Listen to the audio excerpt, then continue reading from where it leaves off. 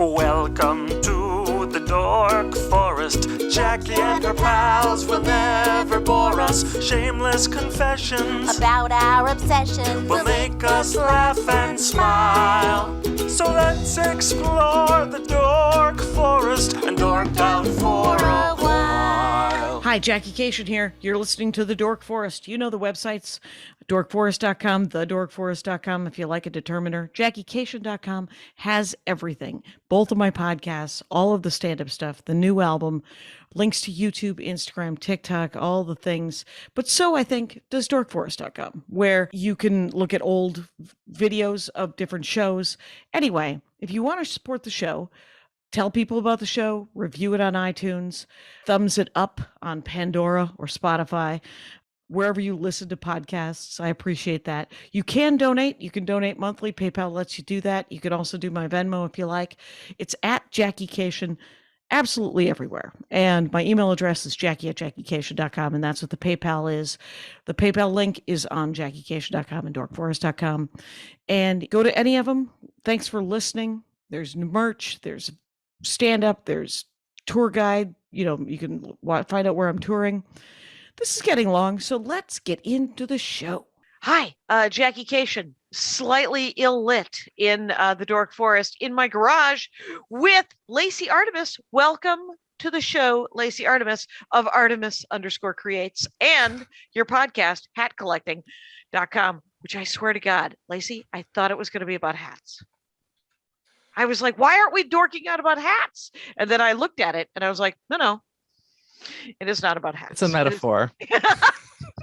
It turns out someone has an education. Well, good for you, Lacey Artemis. Congratulations. Welcome to the show.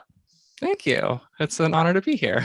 Yeah. So Twitter and Instagram, it's Artemis_creates. Mm-hmm. And then other places, it's artemiscreates.com or Artemis. Yeah, easy enough to find. They'll all be in the notes.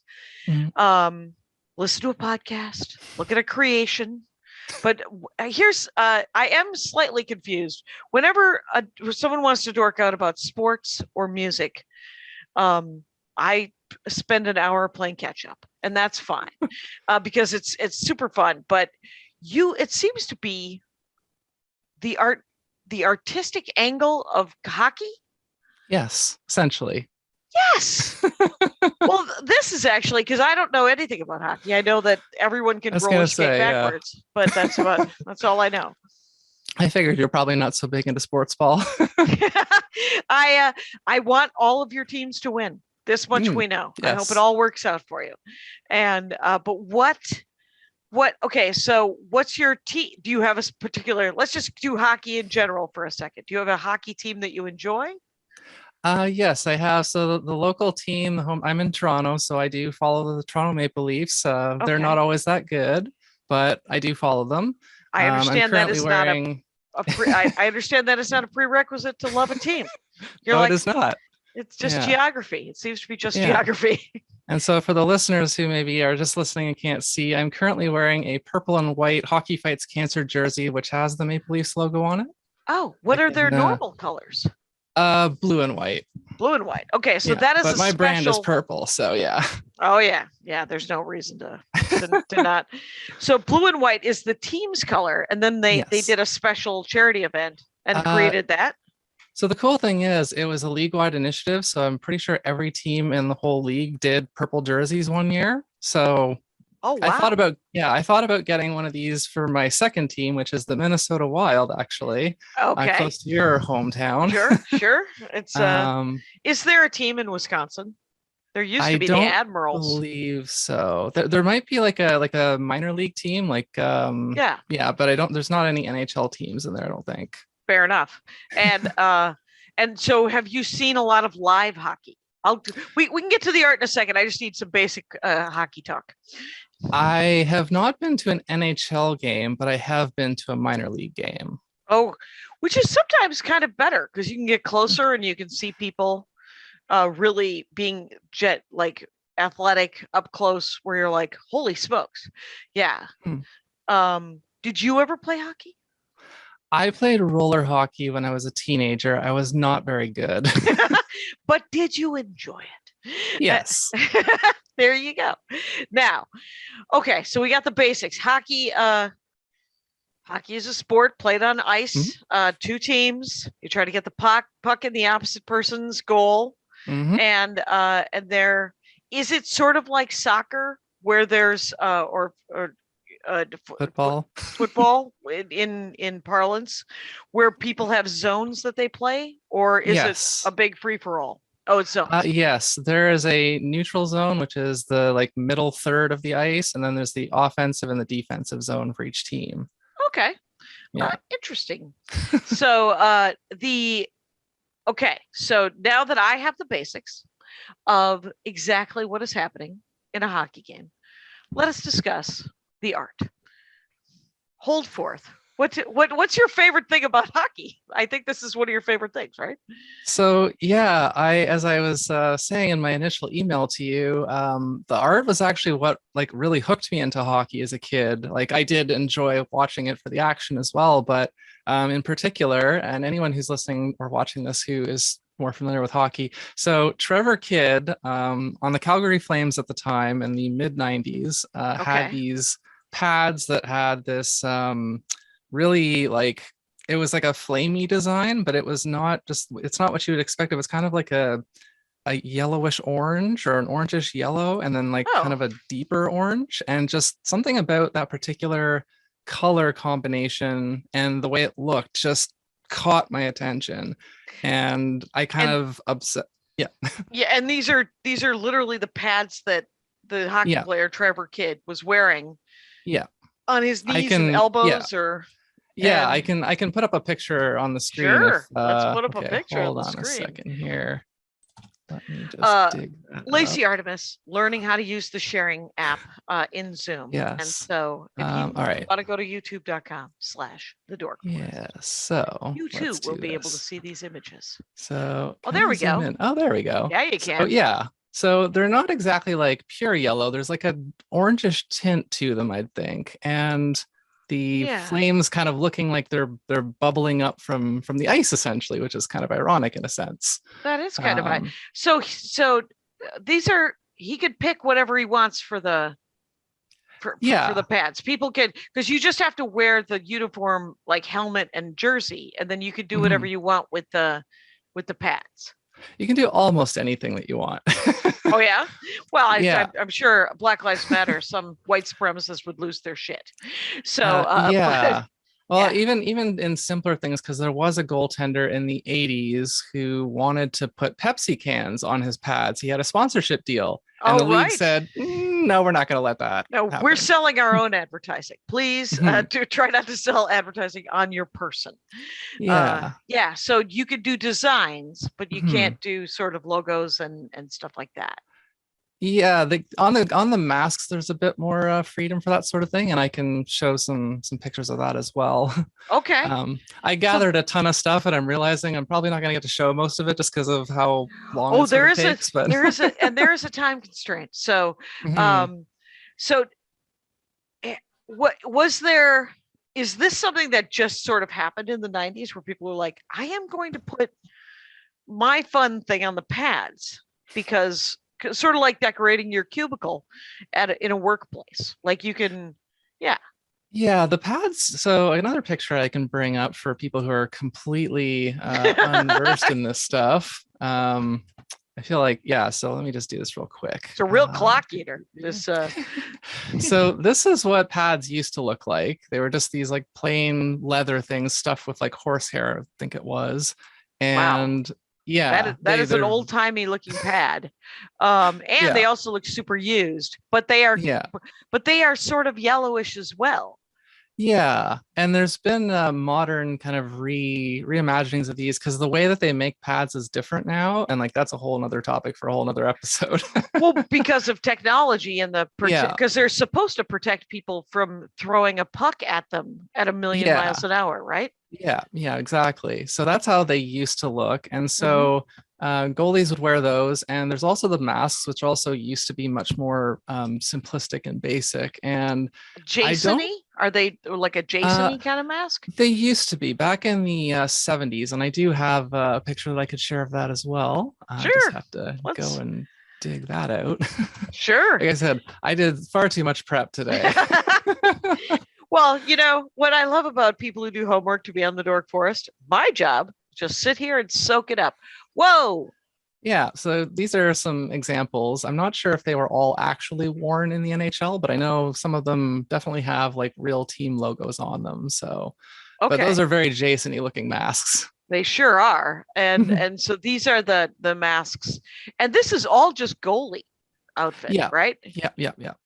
Because the players don't get to do anything fun like this. It's all the domain of the goaltenders. Oh, really? So the rest of the team, they're like, you don't have to sit in that one spot and try to block pucks. You just wear the outfit that we gave you. Yeah, but then so I can show sort of the evolution just quickly of how that sort of, it went from that to something kind of like this. So now it's just kind of a football helmet. Yeah, and then with it's got a cage. Yeah. And so I actually have the next one I'll show you. This something, a little fun fact. Yep.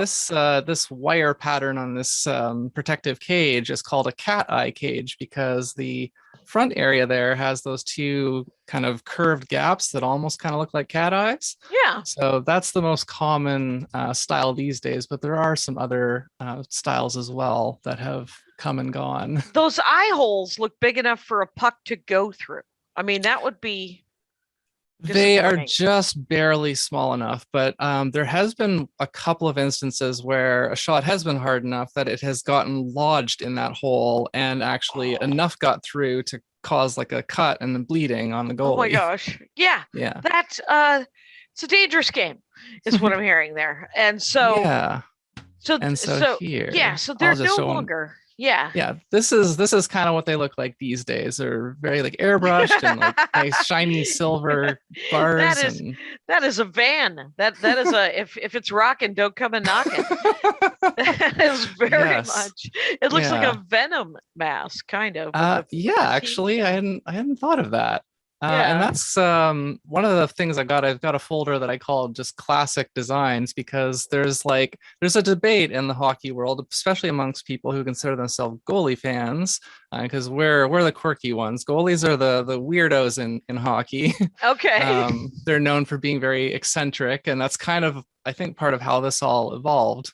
But yeah, there's a lot of kind of cleaner designs and simpler designs that a lot of people say that's what's best because it's not distracting, it's not too busy. But I think they're a little bit more boring personally, and I'm kind of, I think, in maybe the minority on that. Well, and it's interesting because the fact that there are just goalie fans, they're just like this specific job, right, on the team, because they are kind of their own. Mm-hmm. They're very unique, and I wonder if there's goalie bars. It's like no, we're just gonna go hang out with the other goalies, and but what are your favorite? Do you have color schemes that you like? Do you like it when because you like it when they're busy? You said, right? I do like the more artistic, more detailed ones. So I guess I can show some of those. It's a very video oriented. Go to youtube.com. Look up the Dork Forest. I will try. I'm going to try to describe things a little bit because I know how annoying it can be to try to listen to something where they're like, oh, look at this. It's just it's an audio format, but we do have the video and we use it. So that's cool. Okay, where did that go? I'm just trying to find. Oh, there it is. Okay. So this is a pretty cool idea here. This one actually glows in the dark. That's interesting. Funky. Yeah. So this belonged to a goalie named Ben Bishop when he played with the Tampa Bay Lightning. Okay. So it's kind of like a Tron inspired design. So that's kind of nerdy in its own right. Yeah. And it's done with special kind of paint. So you can see on the right side of the frame that all these, it's got the team, the logo there is the team's lightning bolt logo. And then like a number 30 in Tron font at the bottom there, because that's the number that he wore. And so when it's lights out, you've just got this kind of like glowing greenish lines there. And because when the players first kind of come onto the ice before the game actually starts, usually the lights are out for the most part, and so it's dim, so that's how you can actually see this stuff. Oh, that's really cool. Then. Yeah. Yeah. So what he wanted is he wanted that to, and so the current goalie mask that the goalies are using is that cage mask, the sort of the to block. Yeah. But for a long time, they did have that Jason mask, which must be harder to see out of. I mean, for the game. Those ones, because they had little just like eye holes in them. So like there was no obstruction at all. It's kind of like wearing like a Halloween mask with just big eye holes, I would imagine. Yeah, but I would think that there would be less that it would be harder to see out of, just because when you do put a Halloween mask on, they are little. They are not like your peripheral vision can be screwed with, but a cage you could kind of work around sort of the helmety kind of part. The thing with it is, because I actually do have, it's currently disassembled, but I do have a road hockey mask here. The cage is apart, and I had painted it all white because I was actually going to attempt to do my own paint design on this, but I haven't gotten to that yet. But the thing with this is, and like when I put it in front of my face now, because you have the two different eyes seeing slightly differently, so you can actually see the bars still. So right now, when I'm looking forward, I can almost see like a little square right in the center of my vision from the overlap of each eye seeing those bars. So there's a little bit of visual obscuring still, but maybe not quite as much. Right. And I'm sure there's, your eyes tend to compensate for that. And then all of a sudden you can see better through it. And and they're always going to want something to protect their face. Yeah, because there's a hockey puck coming at you at 180 miles an hour or whatever. So what? So the one that you have, you painted it white.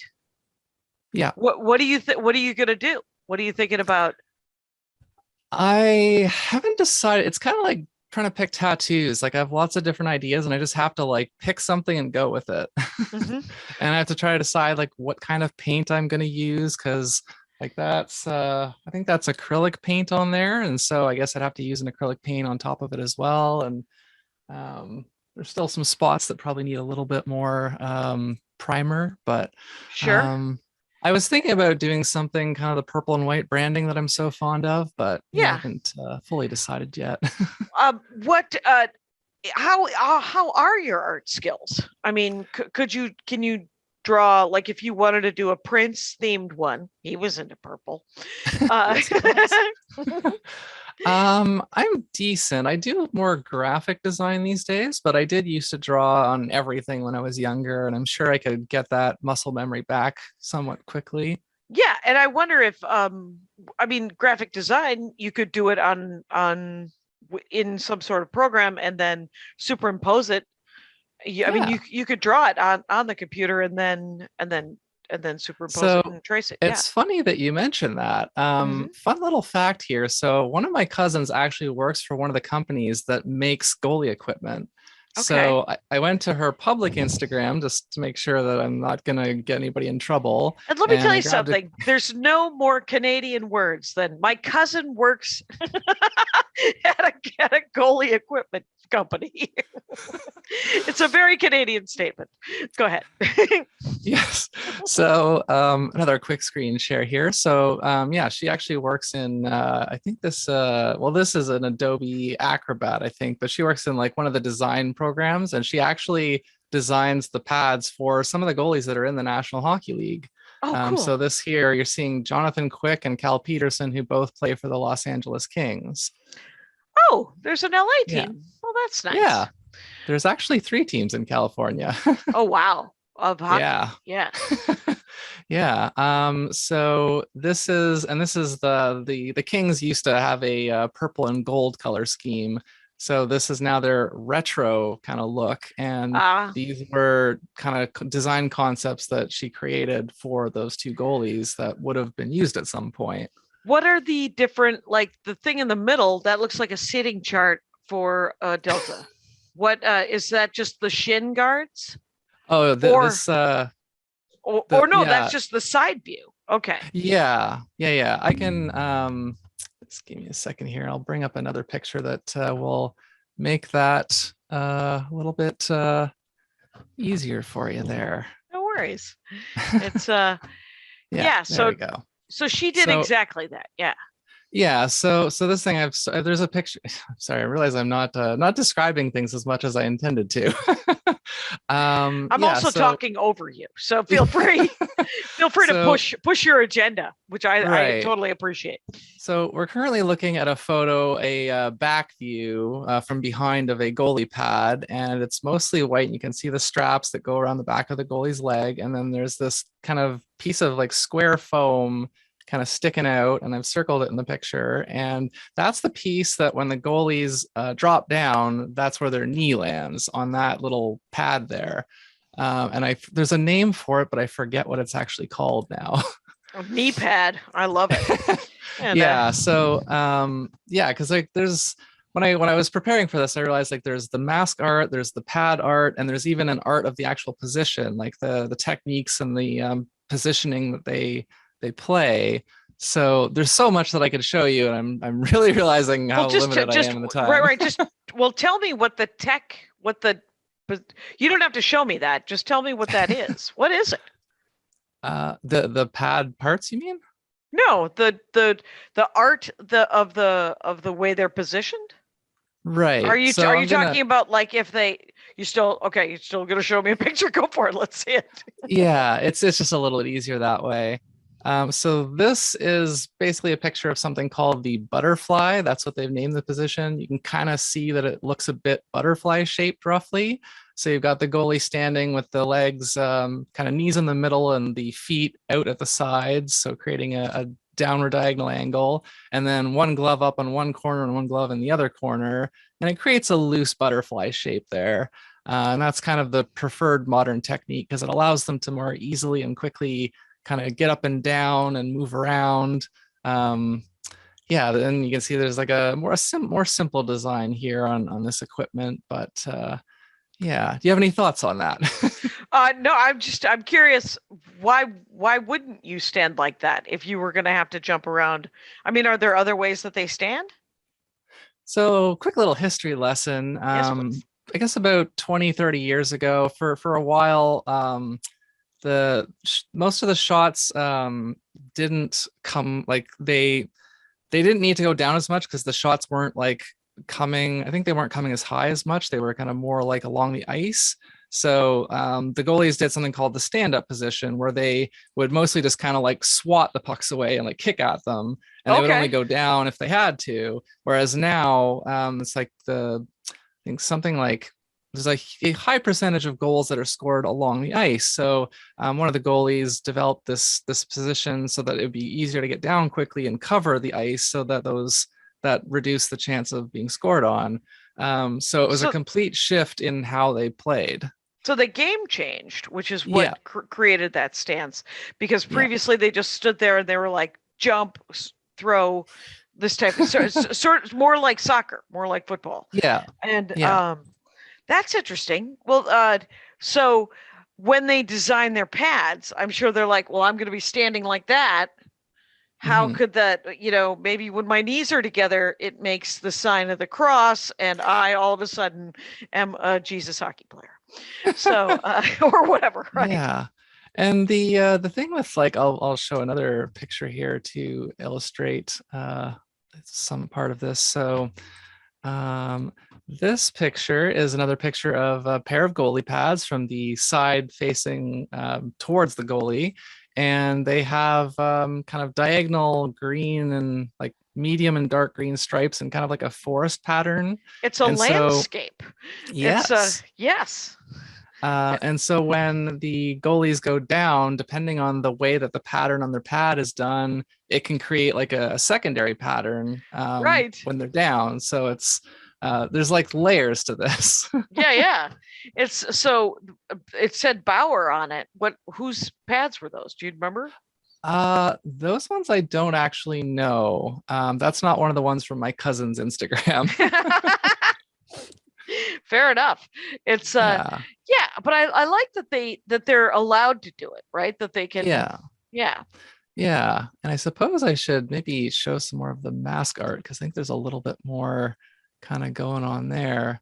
I can actually, I can show some some of the so-called classic designs that people talk about. And so this one here, this is a goalie named Ed Belfor. He's currently retired. I shouldn't say currently because I don't think he's going to be coming back, but he is retired. He's come back in his 50s. He's that's where it's all going to come together. Yeah, and I guess he earned the nickname Eddie the Eagle. So his mask here, he's got an eagle painted on it both sides, and there's like a little wishbone type thing on the chin area of the mask. And so something that I was going to talk briefly about with the masks is that you can, if you're just listening, you can kind of visualize if you're imagining wearing like a helmet that kind of goes not only on top of your head, but beside, like around your ears and like kind of below your chin.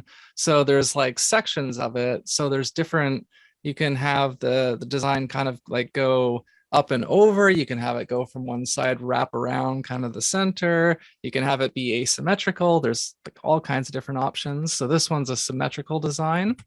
Let's see here. This is another kind of symmetrical design. This is Martin Brodeur, who's like one of the most famous goalies in NHL history. And he was playing for the Devils. So he's got a helmet that is black and with like red and white kind of accents. So it looks a little bit like fire, but not quite. And a little bit like a crescent wrench. It's on top of it. It's but it's like a devil's horn, I think, is what's happening on the top of his head. Yeah, that's like a modified version of the team's logo. Yeah. Are any of these guys painting it themselves, or are they just having it? I wonder if there's any sort of history of the helmet. Like, is there a book that if someone wanted to read it?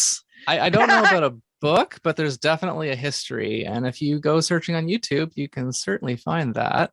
All right. But I just realized where... History of decorating your hockey helmet. I'm sure kids are psyched about it now, where they're just like as they come up, they're just like, I want to be the goalie so that I can paint a Pokemon on my helmet and live my life entirely as a Pokemon.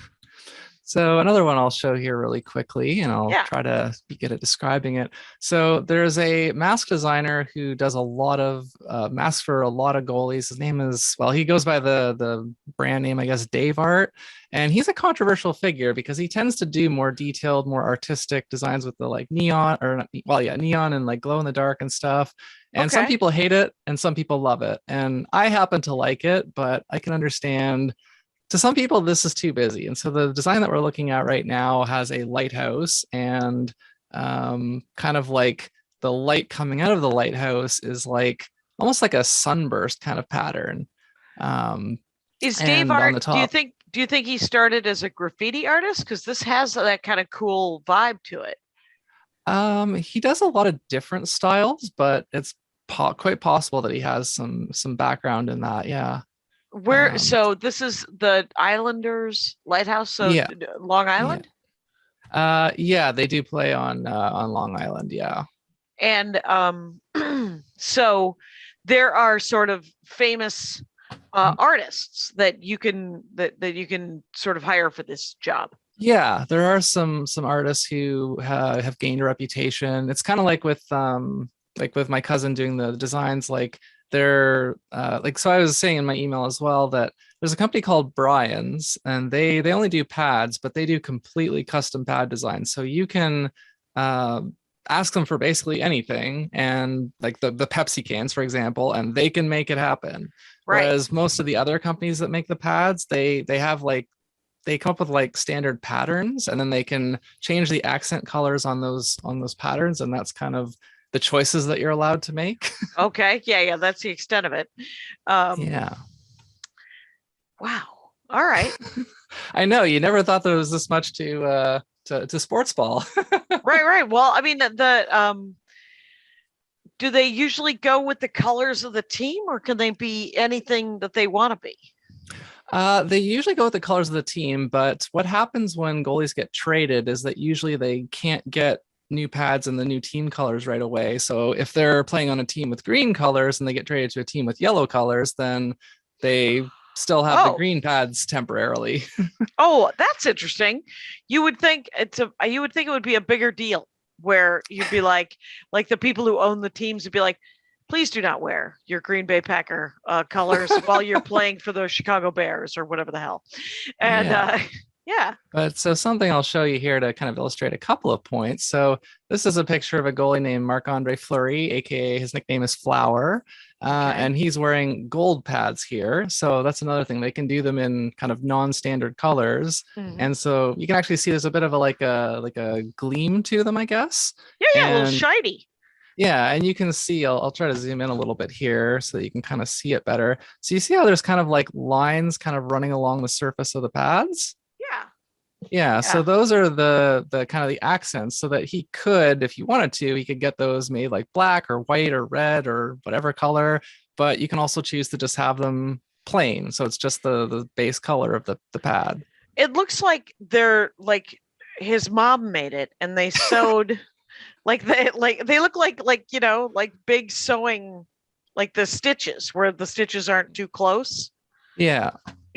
So what would he like? He could do anything with those, right? Because he could, if he wanted to, like put the names of all of his children on each on each shin pad, or his nieces and nephews, or whatever. Yeah, absolutely. I'm just gonna try and find one other one quickly here that I wanted to show. Here's Gordy, by the way, who desperately wanted to sit on my lap because he knows that there might be a treat on this table, but he's getting scritches. That's what he's getting. While you look for another. Oh, there we go. Look at this. Yeah. So this is actually like a modern redo of an old design. So there's a goalie in the 90s and the 2000s named Sean Burke. Was one of the first goalies, along with Trevor Kidd, to have the pads with like an actual pattern design style on them. And so that he had like a whale tail pattern because he played for the Whalers. They don't exist anymore, but more recently the team, they moved to Carolina, and so sometimes the Carolina team now does like a throwback night where they'll dress like the Whalers even though they're still Carolina. And so one of their goalies got this set of retro pads made. So for the people that are just listening, if you're still listening, they're still listening. Okay. So we've got the pads here, and they're mostly green at the top, and then there's like a white wave kind of line and a whale tail, and then they're blue at the very bottom. So it kind of looks like a whale is just like dived into the water at the bottom of the pads. It does. It does look like the whale has dived into the water. It's that's kind of cool. It's and it's not all graffiti looking. It's real graphic designery kind of vibe, which is nice. Yeah, that's the thing, because like this does range. Actually, here I can show you a really great example of the mismatch of equipment. This is what I was looking for a second ago. So here, this goalie doesn't look very happy right now. But he was traded from a team that wears red to a team that wears green. And so he's got these red, blue, and yellow pads with a green and black jersey. So there's all kinds of stuff going on here. And a red helmet. Yeah, with a panther design on it from his old team. Wow. This is it's so interesting that the league wouldn't be like, no, let's get him some new pads and stuff. But I suppose at a certain point, your pads are comfortable, right? You've worn them in. Same with your helmet, and you're just like, you get me a new helmet, I don't know if I'll play as well while I break in my helmet, or when I break in my pads. It's gonna, you don't want the pads to, even if they're the same brand, they got to bend around their bodies and stuff. Yeah. So something that some goalies do is they have like a game set of pads and a practice set of pads. So their practice pads will have all of the like puck marks on them, the black streaks and things, and then their game pads will be nice and clean and fresh looking. And they kind of do that because there's a theory in the goalie world. Some goalies have kind of said like, I don't think that really matters, but there's a theory that if their pads are completely white because the ice is also white, that it makes it harder for the shooters to tell where the pad ends and the empty space begins. So it's kind of a deceptive technique for them. Whereas if you have very colored pads, it's very clear where the pad ends and the net that you're shooting at begins. Right. Yeah. It is. What are like the history of goalies? Like, what do you know about the goalie situation? I don't know as much about the like super old history of hockey as I probably should. I do know there used to be an extra skater on the ice during games. There was 5 like skaters and then the goalie, as opposed to, or 6 skaters and the goalie. And now there's only 5 skaters and the goalie. And the goalies used to not wear masks at all. I know that much, but then they would, get their faces broken by pucks, and so like, oh, we should probably do something about that. Yeah. Let's. And they had the very primitive, just like leather pads, and they would wear like a leather baseball glove before they had their own gloves that they got designed. And it's been, because the NHL has been going for a little over 100 years now, so it's been lots of time for evolution. And I'm just thinking if there's how many teams are there? There's currently 32 teams. They just this year actually just added a new team called the Seattle Kraken, named after a sea monster. Nice. Which is good, because they were just randomly just naming them after like whatever factory happened to be in town, or something like that, right? So good for them. Absolutely. Yeah. Do you have any questions at this point? Any more questions? Yeah, I have a question, which is Sure. why? What do you? Are there Reddit boards, or is there stuff that? What do you talk about with other goalie fans? Well, because there's like there's the mask art, there's the pad art, there's like the saves that they make. Sometimes they make really flashy saves, and so there's like, oh, did you see this? This is robbery. This is the save of the year. Glove saves are a big thing, and there's a thing called the windmill glove save, which you can kind of imagine. It's like they're just flailing their arm out and catching the puck. So wait, so like there's just there's talk of like the game, it's like how they play the game. Yeah, like the saves and stuff. So yeah, who are your favorite? What are your favorite saves that you have talked about? Yeah, I mean, I definitely grew up on the glove saves. That's kind of the meat and potatoes of goalie saves. And then there is the 2-pad stack, which is not so much a thing anymore because of the butterfly. What is that? It's not as. So I can actually show you what that is. It's a 2-pad stack. Yes. Pardon me while I go get a stack of pads and throw it at the puck. No, that can't be right. Yeah. So I'll show you a classic. So this is a 2-pad stack. It's when they're basically laying on the ice on their side, and they just have their legs kind of out in the air, and they're just trying to like block the net. Okay. It's a desperation save usually. Okay. Because there's not a lot of control there. You're just sort of hoping that your body is big enough to block the net. Yeah. Is what the deal is there. Are they wearing any pads underneath their stomach? Yes, they wear a chest protector that also, it's like shoulders and chest and like some of their like abdomen, but I think there are some small gaps here and there that they can kind of get. But at least the major areas are protected from like somebody hitting them square on the chest, and then all of a sudden they've broken a sternum or something. Yeah. Yeah. So so you talk about sort of your favorite. What are your favorite things that goalies have done? Let's talk about that. So there are a few goalies who've actually scored goals, which is really hard to do because there's another fun fact. Goalies are not allowed to cross center ice. And this is, there's a reason for this. I don't remember exactly why, but there's a video of a famous video of a goalie named Patrick Roy, which is spelled R-O-Y. It's spelled Roy, but it's pronounced Roy because it's French. Okay. And there's a video of him skating to center ice and actually deking around a player, which is another thing goalies rarely do. What's deking?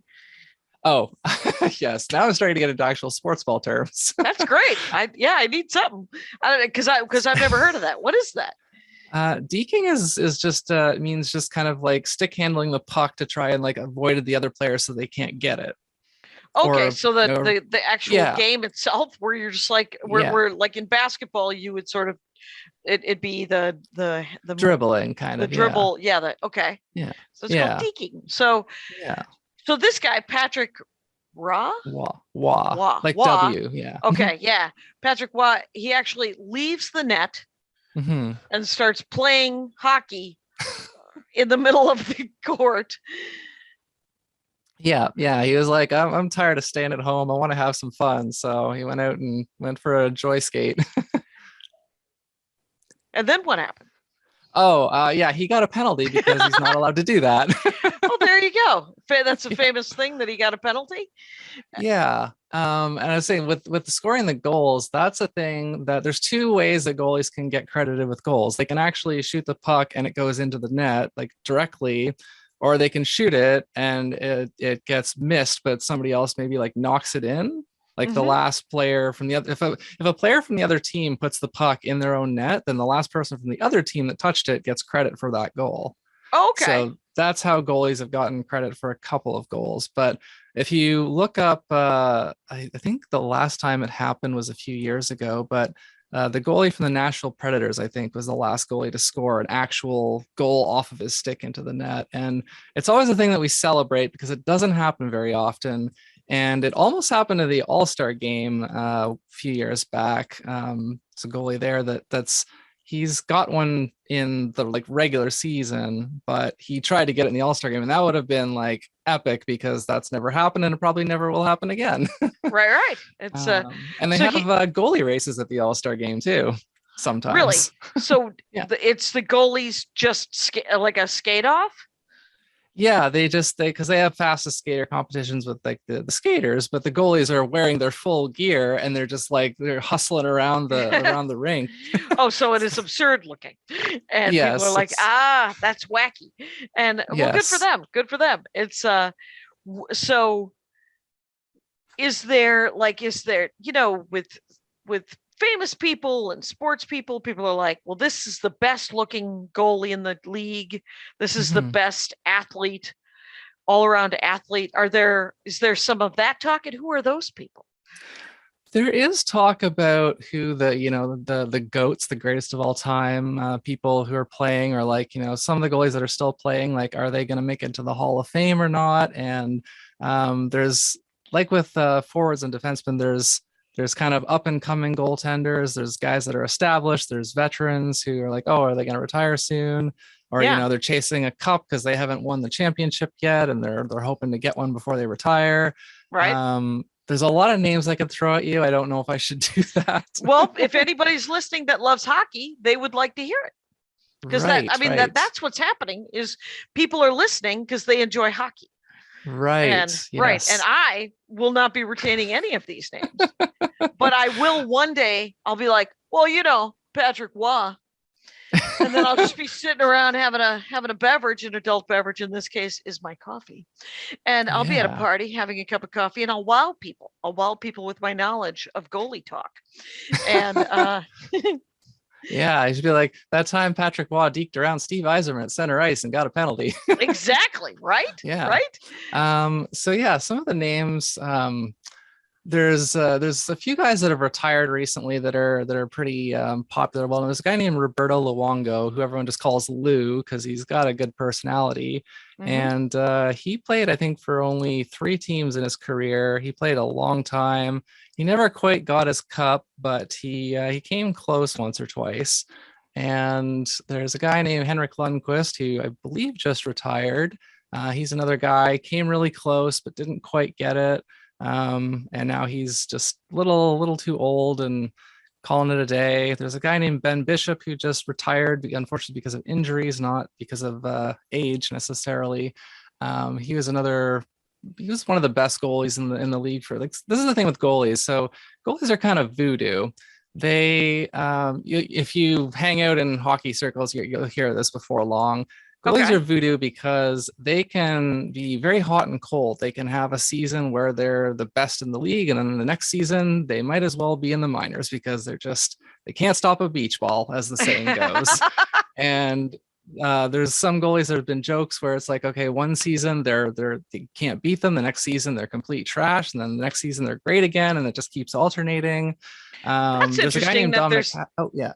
there's Sorry, that there's this lack of this unevenness in the game, where you would think it would be, they would be good for the whole time, and but so what do you think creates that?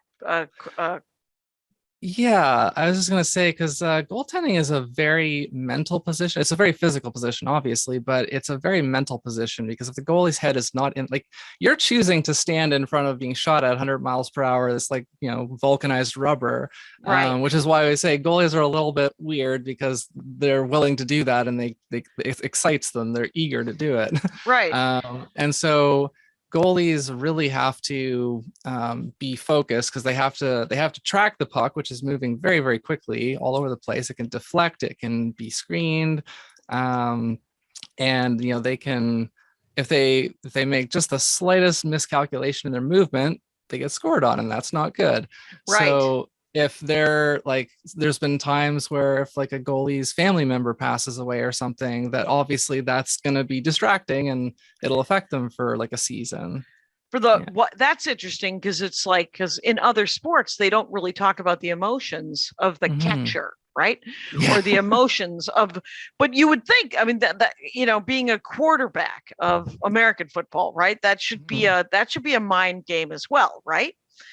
But maybe it isn't. Maybe the goalie's mind game is super different, just because of you're standing there as a human target to something, and that is interesting. And sometimes they do have to literally stand there for 10-15 minutes straight without really, like, not really facing many shots. If their team's really good, then they're not going to be having as much shots at them. So there's another thing about starting and backup goaltenders. That's another thing in the goalie world, because of the demands on the body of playing the position. Goalies can't really play like every game in the season anymore. Like how many games are there? Starting goalies typically play kind of like 50 to 65 games, provided they don't. How many games are in a season? Is it like baseball? No, baseball is ridiculous. Hockey has 82 games in a season, which is still a lot. That's so many games. Yeah. And are they playing every other day? Sometimes. Wow. Sometimes whenever there's like back-to-back games, that's usually when the starter and the backup will split the games. But what I was going to say is that with the backup goalies, that's a thing that gets talked about, that they have to have a different mindset, because they're seeing a lot less playing time, and they sometimes just have to get thrown in, and they just have to be able to turn it on and play and be good. Whereas the starter's just always in there and always kind of in that groove. Yeah. Because they're just more used to it, and they're just that's crazy. Is there a Wayne Gretzky level goalie? Like, Wayne Gretzky is a name that is so famous that I, Jackie Cation, have heard of Wayne Gretzky. So I would say people, I think of the modern era, sort of the last like 30 years, I would say Martin Brodeur is probably the closest. He came up earlier. He's got a couple of records that are probably never going to be broken, like Wayne Gretzky. Really? Records and saves. So Martin Brodeur has won, I believe it's 694 regular season games, which is, I think that's like a couple hundred higher or something like that than the next highest guy. What? Because he was played. He was kind of in a lot of sports, they'll say, some people are just like they're kind of like aliens. They're like genetic freaks. So Martin Brodeur was a goalie who actually did play like 60 to 70 games a season pretty regularly. So that's kind of how he was able to amass a lot more stats. And so there's a thing called a shutout, which is when you don't allow any goals in a game. Okay. And Martin Brodeur did that 125 times in his career. And next, I don't have the numbers right in front of me because I wasn't prepared to talk this stuff, but The next closest person I would say is probably like half that at most. And Wow. goalies these days they don't play nearly as much, so it's very unlikely that those numbers are going to be reached by other goaltenders. Right. They've decided that maybe Martin Brodeur, whose body might be just a gelatinous pile of goo at this point, just because he's been beaten to death, but because that's so many games. Yeah.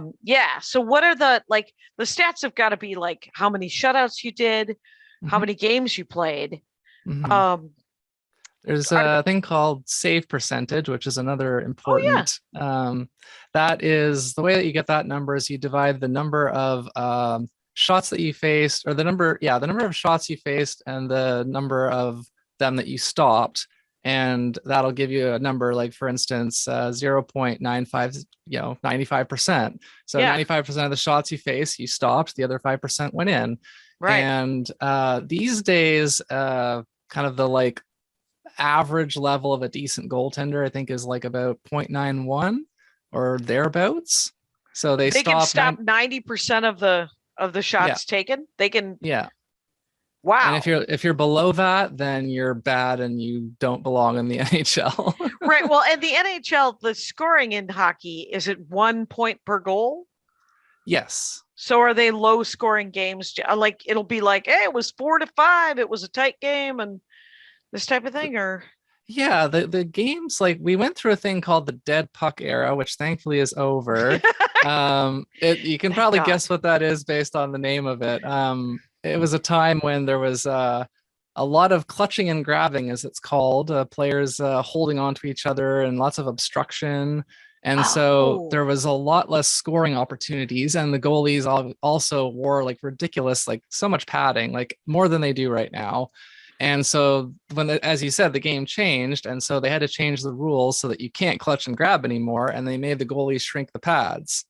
So the scoring went back up. Okay. And so, that's something about hockey that's famous, is that they're constantly beating each other up. Right. There's been goalie fights too. Goalie fights. Well, how do you, they're on opposite sides of the thing. How do they even get to each other? They leave their nets. If there's like a big line brawl, if both teams just like go at each other, or if one player is like, roughing up the other team's goalie, then that goalie will be like, hey, leave my person alone or whatever. And something like that. And so, are there famous goalie fights? Are there duels? Who has fought famously? I believe it was Patrick Waugh again. He's been in a few famous instances of goalie history. He got in a fight with, I believe it was either Mike Vernon or Chris Osgood. It was a Detroit goalie, I'm pretty sure, because those teams had a big rivalry for a few years. But there's been a few. There's a few goalies like that have reputations as being like a hothead, and so they'll. Jonathan Quick is one of those goalies. He's also a goalie that's known for being incredibly acrobatic and making just like basically flinging his body around. Oh wow! Yeah, and his real name is Quick. It is. That's very funny. And if you saw the way that he moves, it's not actually that inaccurate. Right, because he's flinging himself around. And so there's the goalies that get into fights. Do they ever get into if a goalie gets into a fight, do they get put in that box where there's no goalie? No, the goalies can't serve the penalty. Somebody that was on the ice at the time has to serve it for them. And it's not considered being on the ice, being a goalie. It is, but the goalie, because the teams only get 2 goalies each. If both goalies ended up in the penalty box, they would have no one protecting their net, and there has to be a goalie. So they just make one of the skaters. This is a free for all. Then the goalies can act up, and then one of the. Do hockey players like the penalty box? Is it a place to get a breather? I would think it can be. It kind of depends, I guess, on the situation. sometimes if two players are kind of scuffling, the referee will just give them both a penalty and say, like, you both go and cool down for a bit. But there have been instances, and there's been pictures, there's been video where if a game gets really, really out of hand, the penalty boxes will end up with 10 players in each of them, and they're like standing on they're just like crowded in there, and like sometimes they'll yell at each other through the glass. And wait, are they separated in the penalty box, or are they all there's two penalty boxes. There's two penalty boxes, but what if there's 4 people that need penalties? Each penalty box is for one team or the other. So so because if they put them in the penalty box together, they would just keep fighting. That's what I was like. Oh, well, then they're just going to beat each other up in a box. Okay. So they're for each team. That makes much more sense. Thank you very much. But the goalies can't do it. They can't be given a penalty box. They can be given a penalty probably where they're like, the other team, you acted up. The other team now gets a free kick or a free shot at the other. They get a power play is what it's called. So basically, you get a penalty and you play one player short for 2 minutes or longer. There's a funny little phrase in hockey. They say, "Oh, you get 2-minute penalty for you can't do that." And right, exactly. But do they have that whole thing where they get to where it's just face off of a goalie and a hockey and a person? Like a shootout, or a penalty shot. Do they do that? So that used to be more rare, but how many years ago has it been now? They changed again. They're always changing some of the rules, but never the ones that we want to be changed. You're gonna have to tell me what rule you would like to be changed. Yes, I can get to that in a moment. So a few years back, they made a change. They changed the point system, and they changed it so that the way that a game normally works in hockey is that they play 3 periods, and if the score is tied, they play an overtime. And then it used to be that if still the score is tied at the end of overtime, then you were tied, and that was just it. But they decided, like, no, somebody has to win every game, so we'll do overtime. And if it's still tied, then we go to a shootout now. So it's a back and forth, one shooter at a time, and the goalie has to try to stop them. And whichever team, there's a little bit of like rules to it I won't get into, but basically they settle ties ultimately with shootouts now, which I'm not the biggest fan of, but it's a mixture in the hockey community, like and dislike. Interesting, because with the ties, I think there's ties in soccer, right? Football, and then there's some sort of chart, and it all becomes, a series of math problems to figure out who's actually in the lead because of the number of ties you have and all these things. But that is not how they're doing it now. Now they've just changed it to, let's just do a shootout. Whoever gets the first score, like if the first person to hit the shoot, if the first team makes that, and then the other team has a chance to make it up, right? Yeah, they go back and forth. So I think the way that it works is, let's say Toronto scores in the shootout and they're playing Minnesota, because those are my 2 teams. Okay. And then if Minnesota scores again, then it basically it's a wash and they kind of start over. So I think you have to actually score twice and your opponent not match that to actually win. That makes sense. Yeah. So we are at an hour. So what I would love you to do is to tell me, first of all, what rule did you want to be changed? Let's do that. Yeah, there's a couple that kind of come to mind, and I'm stealing someone else's idea here, but there's a thing in hockey called offside, and there's a thing called icing, and they're similar ideas. Offside is when you skate into the opponent's zone without the puck, like if it comes in afterwards, because you have to take it in with you. And I've heard people suggest, like, just get rid of that, just let them skate freely, because it'll create more interesting play situations and probably more goals. And then icing is when you shoot the puck all the way down the ice, and just like basically, just here, you guys take it. And because again, it's kind of like in basketball, you're supposed to actually like take the ball with you where you're going. You can't like throw it to the other end of the court and then go get it. So keep talking, by the way. The dog is panicking. Okay.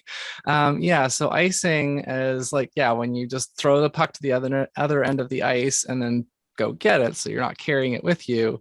And I've heard people say, and I would tend to agree that yeah, if they got rid of icing, if they just made it that you could just like shoot the puck anywhere, anytime, and just go get it, I think that would open up the game. It would make it even faster, which is hard to imagine because it's already a very fast game.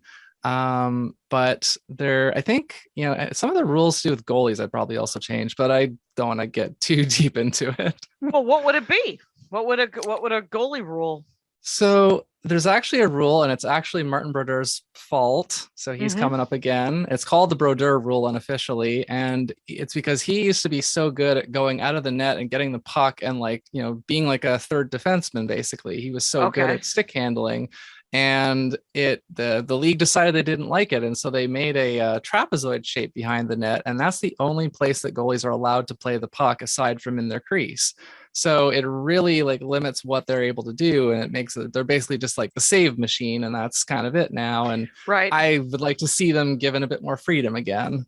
Yeah. It's, you're like, oh, well, he was really good at it. I'm sorry. Yeah, we're going to make that against the law because he's actually quite good at that. Yeah, we're punishing you for being too good. Yeah. It's, well, maybe everyone else gets a little bit better because it's interesting how the games do change, with sort of, there is a game in Australia called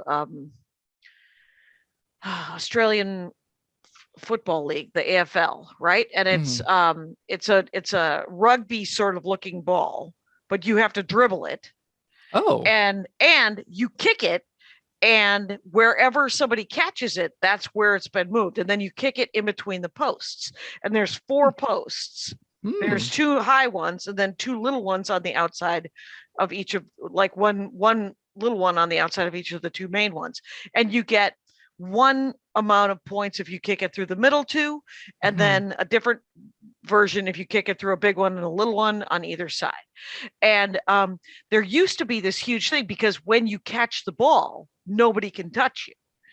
So there used to be this huge thing where they would launch off of each other, the people playing, where someone would set their knee and the other guy in cleats, no doubt, would run, and they're wearing shorts, would run and like sort of like in Wonder Woman shield kind of situation where they would step on that person's thigh and then launch themselves into the sky. They were called speckies because they were spectacular catches.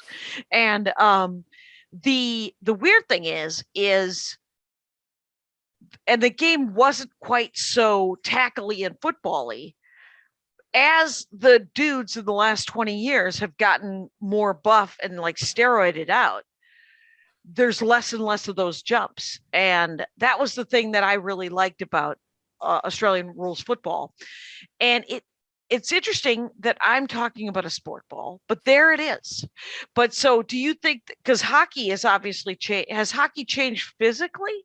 Like are the hockey players bigger? Are they faster? Are they stronger? They're all of those things, yeah. And yeah, the game does change because as new players come in, they'll invent new techniques, or just different things will kind of happen, and the game like slowly evolves bit by bit, and eventually, yeah, the rule makers have to kind of make new rules to kind of keep up. Yeah, to adjust with the fact that these guys are. Does the skating change, or is it just faster? I know that there are skating techniques because I've heard the term edge work said, which I guess is about how you skate in a certain kind of situation. And there's definitely things I've heard about like more efficient skating styles and techniques. So yeah, that's the main thing is that scorers are really kind of pushing the game ahead because they're finding new ways and different ways to score and beat the goalies. And so the goalies are having to come up with new techniques and new positioning to try and, defend against that. Right. Because I'm sure they're like, hey, nobody ever noticed. They'll watch the films and they're like, they're not protecting the ice level, which is why that butterfly thing got invented. Right. Yeah. Yeah. And there was another thing, another technique, if I can just quickly explain this one. So there was a thing that they called the VH, which literally stands for vertical horizontal. It's a very uncreative name, but it had to do with how the goalie would position themselves against the post when the player was like in the corner at the side of the net. And they did this, but then they found there was a weakness in it that the players discovered, and they started to exploit it. And so they created the reverse VH, which literally just kind of means flipping their legs the opposite way. And so it protected against the original weakness, but it kind of also created a new weakness of its own. Mm-hmm. Oh, that's awesome. So, yeah. Well, here's the thing about goalies. We could talk about them forever, but here we are at an hour. By the way, it's Lacey Artemis that I'm talking to, Rangers, and you can go to hatcollecting.com, and hatcollecting.com is essentially people wear many hats in their jobs and in their creative lives, and you ask the same questions of every guest to hear different answers because different people have different answers to the same question. Is that correct? Yeah, so some of the answers end up being pretty similar, but I really enjoy hearing the kind of unique takes to some of the questions for sure. That's awesome. And then Artemis creates, Artemis as in Artemis, underscore creates, as in creates, is sort of your artistic angle. Is what will people find at Artemis Creates? So there they will find a lot of like design work that I've done. They will find I've published a short fiction young adult novel last year. So there's Neat. that. There is music because you can see a piano and a guitar behind me. I used to be, I say used to because I'm not very active anymore, but I used to make music. And writing because I do everything. So that's why it's Artemis Creates and not just Artemis Musics or Artemis Writes. Because then you can do whatever you want. You're like, oh, I'm going to take up watercolor. And right now it's acrylic painting of a helmet of a goalie. And I look forward to seeing the actual design when that comes out. That'll be awesome. Thank you so much for doing the show, Lacey. Thank you for having me. All right. And Rangers, you know the rules out there. Take care of each other. My hat, my hat, my hat. They're dancing around my hat. My hat, my hat, my hat. Well, what do you think of that? If it looks like a Mexican hat dance and it sounds like a Mexican hat dance, it's most likely a Mexican hat dance. So take off your hat and let's dance. Yay! Oh my God. Why don't we just call that as the end of the show?